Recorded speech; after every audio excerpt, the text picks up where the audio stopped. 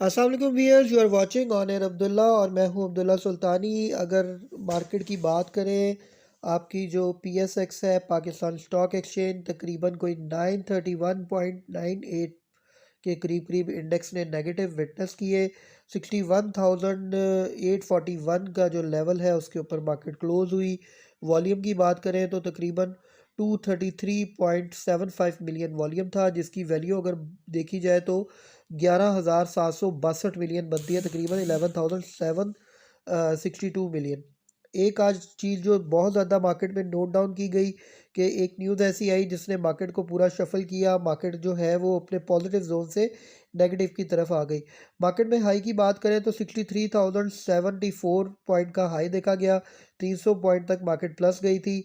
उसके बाद लो की बात करें तो 61,637 के ऊपर जो है मार्केट ने अपना लो भी दिखाया। तकरीबन 1136 पॉइंट एक वक्त में मार्केट माइनस हो चुकी थी। अब आ जाते हैं उस न्यूज़ की तरफ जिसने मार्केट को थोड़ा सा इम्पेक्ट किया। तो न्यूज़ ये थी कि जी आज सबसे पहले जो है वो साइफ़र केस का एक फ़ैसला सुनाया गया है, और वो फ़ैसला ज़ाहिर बात है ऐसा एक्सपेक्ट नहीं किया जा रहा था जो सुना दिया गया।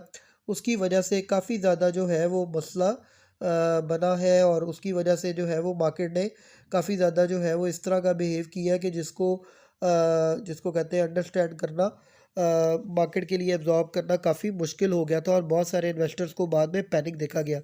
तो न्यूज़ कुछ इस तरह से थी कि जी जो साइफ़र केस है उसका फ़ैसला सुना दिया गया है। आपके जो कैदी नंबर 804 है, जिसको आप कह सकते हैं कि IK जो है उनको 10 साल की सज़ा सुनाई गई है साइफ़र केस में। और जो है उसके साथ देखा जाए तो शाह महमूद कुरैशी थे जो उनके उस वक़्त फ़ॉरेन मिनिस्टर थे, उनको जो है अभी 10 साल की सज़ा सुनाई गई है साइफ़र केस में। तो इसका एक अच्छा खासा इम्पैक्ट लिया, क्योंकि ज़ाहिर बात है जो फ़ॉरेनर आपका जो बायर है उसने भी थोड़ा पैनिक लिया कि पता नहीं मुल्क में क्या सिचुएशन बनेगी, क्या होगा। लेकिन उसके बाद देखा गया कि मार्केट के अंदर अच्छी खासी बाइंग भी देखी गई, और मार्केट को जो है उठाने की पूरी तैयारी की गई। और उसके बाद मार्केट रिकवर भी हुई। आप देख सकते हैं कि मार्केट अच्छी खासी रिकवरी दे के अप्रॉक्सीमेट जो है वो आप कह सकते हैं कि 900 पॉइंट के करीब करीब 981 900 समथिंग के करीब करीब जो है वो मार्केट अपनी क्लोजिंग दी, जो कि एक तसल्ली बख्श क्लोजिंग थी उस वक्त के हिसाब से कि अगर मार्केट ने जो अपनी रिकवरी दिखाई। अदरवाइज़ हम लोग एक्सपेक्ट कर रहे थे कि शायद इंडेक्स इससे भी ज़्यादा नीचे चला जाए। देखिए एक चीज़ ज़हन में रखें, मैं आप लोगों को जो बहुत ज़्यादा पते की बात बताने लगा हूँ। Welcome to learn stock exchange. अगर आप भी 5,000 से 50,000 रुपए रोजाना कमाना चाहते हैं तो हमारा course learn stock exchange join करें। इस कोर्स में आपको buy sell range, technicals, fundamentals, support resistance analysis, portfolio management, dividend bonus हासिल करने का तरीका और बहुत कुछ सिखाया जाएगा। अपनी स्किल्स को पॉलिश करें और हमारे ऑनलाइन कोर्स के जरिए कमाना सीखें। स्टॉक एक्सचेंज की मालूमात हासिल करने के लिए हमारे YouTube चैनल को ज्वाइन करें और हमारे WhatsApp चैनल को फॉलो करें। हमारा ऑनलाइन कोर्स आज ही ज्वाइन करें। मजीद मालूमात के लिए हमारे WhatsApp चैनल और YouTube चैनल को आज ही ज्वाइन करें। On air with Abdullah, WhatsApp number 0322 4646 911, YouTube link. तो पते की बात यह है कि एक चीज़ ज़हन में रखें कि कोई भी शेयर जो है या कोई भी कंपनी जो मार्केट के अंदर ट्रेड कर रही होती है, ओपन ट्रेड के लिए जो है वो उसको रखा जाता है, तो वो सबसे ज़्यादा रिलाई कर रही होती है मुल्क की मईशत के ऊपर और न्यूज़ के ऊपर। तो न्यूज़ ज़ाहिर बात है कोई न्यूज़ इतनी अच्छी नहीं थी, जिसकी वजह से जो है वो मार्केट ने बहुत ज़्यादा जिसको कहते हैं एक प्रेशर लिया। और जो है वो फंडामेंटल्स और जितने भी आपके होते हैं टेक्निकल्स, वो सब धरे के धरे रह जाते हैं जब भी कोई बैड न्यूज़ आके इम्पेक्ट करती है मार्केट को।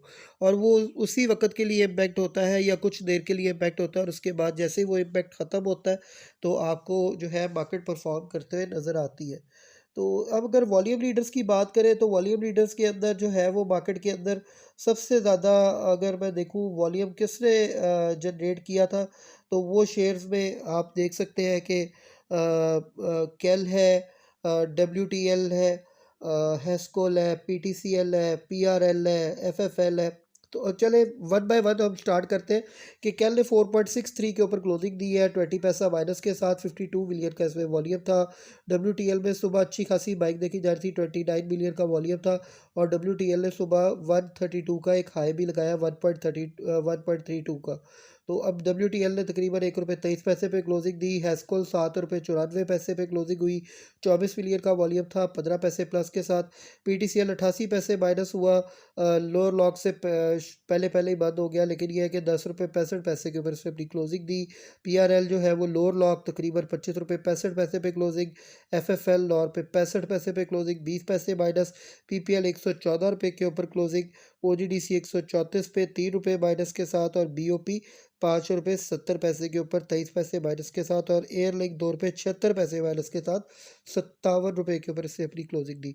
मार्केट में देखा जाए तो जिसको आप कह सकते हैं कि जिन्होंने मार्केट में से बहुत ज़्यादा जिनकी वजह से पॉइंट्स निकले और जिन्होंने मार्केट को एक दफ़ा पूरा हिलाया, उसमें कोलगेट है, UPFL यूनिलीवर है। 1600 रुपये प्राइस आज यूनिलीवर की नीचे आई है, आप देख सकते हैं। उसके बाद जो है वो बनेरो टेक्सटाइल 70 रुपये नीचे थी। मारी पेट्रोलियम 61 रुपये नीचे आई। पीको जो है 39 रुपये। इस तरह मार्केट में आप देख सकते हैं JDW शुगर 18 रुपये डाउन थी। हीनो पाक 15 रुपये डाउन था। तो ये आप देख सकते हैं कि बड़े बड़े शेयर से जिन्होंने मार्केट से अच्छे खासे पॉइंट्स निकाल दिए। NRL 271 पे आ गया। रिफाइनरी सेक्टर में आज मैसिव सेलिंग देखी गई।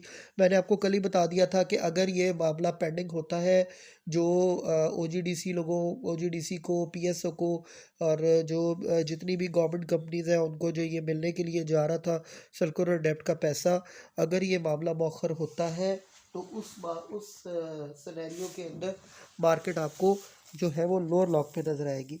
लेकिन ज़ाहिर बात है कि ये न्यूज़ भी इस तरह की थी जिस न्यूज़ ने पूरा एक दफ़ा मार्केट को खिलाया। आप देख सकते हैं कि सुबह इन्वेस्टर का एतमाद बहाल था, इन्वेस्टर अपनी पूरी प्लानिंग पे था, उसने प्रॉपर इन्वेस्ट भी किया और तकरीबन 300 पॉइंट मार्केट उस वक्त जो है वो प्लस भी गई।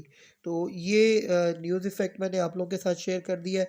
अब थोड़ा सा मैं आप लोगों को बता देता हूँ कि बहुत बहुत ऐसी न्यूज़ेज़ हैं जिसकी वजह से मार्केट के अंदर आने वाले वक्त में बहुत बेहतरी होने जा रही है। एक कल की न्यूज़ थी, इसके ऊपर मैंने वीलॉग भी दे दिया आप लोगों को, सुबह के टाइम शेयर किया था। एक ब्रेकिंग न्यूज़ आई थी कि state bank of Pakistan SBP has decided to introduce new design for all currency notes. देखिए, अगर करेंसी चेंज होती है तो सबसे ज़्यादा फ़ायदा स्टॉक एक्सचेंज को और आपकी जो कमोडिटीज़ हैं उनमें गोल्ड हो गया, क्रूड ऑयल हो गया, उसको होगा। उसकी रीज़न ये है कि जितनी भी ब्लैक मनी है लोग इसके अंदर इन्वेस्ट करेंगे, ना कि वो बैंक के पास जाएँ और ना कि वो जो है वो गवर्नमेंट को जाके डायरेक्टली बताएं कि इतना पैसा हमारे पास है और इतना पैसा जो है वो उसके ऊपर फिर बाद में उसके टैक्सेस देने और उसको मेंशन करना वो बहुत मुश्किल है। तो आप अभी से देखेंगे कि एक हैवी बाइंग जो है वो स्टॉक एक्सचेंज के अंदर और बाकी सारी जो है कमोडिटीज़ उसके अंदर नज़र आएंगी और इसी से प्राइसेस भी अप होंगी। तो ये एक न्यूज़ थी, ये मैंने आप लोगों के साथ शेयर कर दी। उसके बाद आप देखें एयरलिंक का जो है वो आज फाइनेंशियल रिजल्ट जो है वो कल आया था। हम लोग उस वक्त आपके साथ नहीं ब्रीफ दे सके थे क्योंकि जो है वो मार्केट क्लोजिंग हो चुकी हुई थी उस वक्त। तो एयरलिंक की अगर आप बात करें तो एयरलिंक में बहुत जिसको कहते हैं क्या कहते हैं अच्छा रिज़ल्ट अपना दिया है। तकरीबन ₹3.45 अर्निंग पर शेयर इन्होंने शो किया, जो कि 2022 में ₹1.70 थी। और पे आउट की बात करें तो तकरीबन ₹2 डिविडेंड दिया और बोनस जो है वो कोई नहीं दिया। लेकिन एयरलिंक ने बहुत अच्छी परफॉर्मेंस अपनी दिखाई है। एटलीस्ट आप कह सकते हैं एटमोस्ट तकरीबन जो है वो डबल अर्निंग है पिछले सालों की निस्बत ना। तो ये एक न्यूज़ थी। उसके बाद अगर मैं और मज़ीद न्यूज़ेस की बात करूँ तो जो है वो न्यूज़ थी कि जी निगरान वज़ीर आला पंजाब मोहसिन नकवी ने जो है वो किसी कम्प्लेक्स का इफ्तिताह किया है और जो है वो gas exploration and production policy 2024 के मसवदे की भी मंजूरी मिल गई है। उसके बाद थी जी मुश्तरका मुफादात कौंसल ने पेट्रोलियम डिवीज़न की सिफारिश पर मंजूरी दे दी है। उसके बाद था फैसले से गैस के नए ज़खायर की तलाश करने वाली कंपनियों की हौसला अफजाई होगी। उसके बाद न्यूज़ थी कि जी इस्लामाबाद में पेट्रोलियम पॉलिसी 2012 की में तरमीम की मंजूरी जो है वो के लिए पेशकश की गई थी। कुदरती गैस के जो है वो थर्ड पार्टी को कमर्शियल बुनियाद पर फ़रोख्त करने की शरह बढ़ाकर 35% करने की मंजूरी दी है। ठीक हो गया। तो ये गैस सेक्टर के लिए बहुत अच्छा न्यूज़ थी। गैस के गर्दिशी कर्जा कम करने में भी मदद मिलेगी। तो ये कुछ गैस सेक्टर के हवाले से न्यूज़ थी जिसमें आप कह सकते हैं कि सुई नॉर्दर्न को और जो आपके जिसको कहते हैं एलएनजी है, इसके अलावा आपकी जो एसएलजीसी है, इसको बहुत ज़्यादा जो है वो फ़ायदा होगा।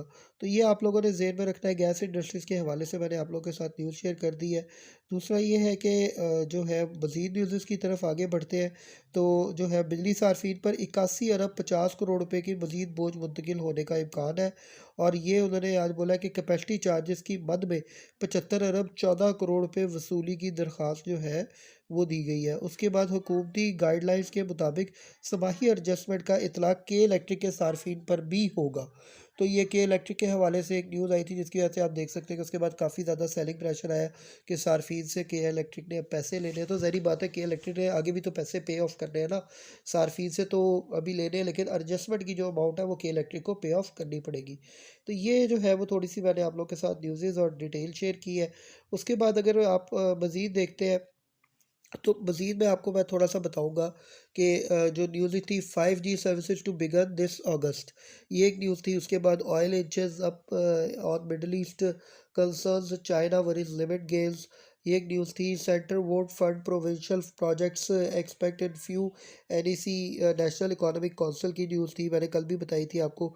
फर्स्ट हबीब मुतालबा to initiate certificate value change to ₹10 पर शेयर, तो ये किसके हवाले से न्यूज़ थी। फिर बजट डेफिसिट सर्ज ओवर 50%, ये एक न्यूज़ थी।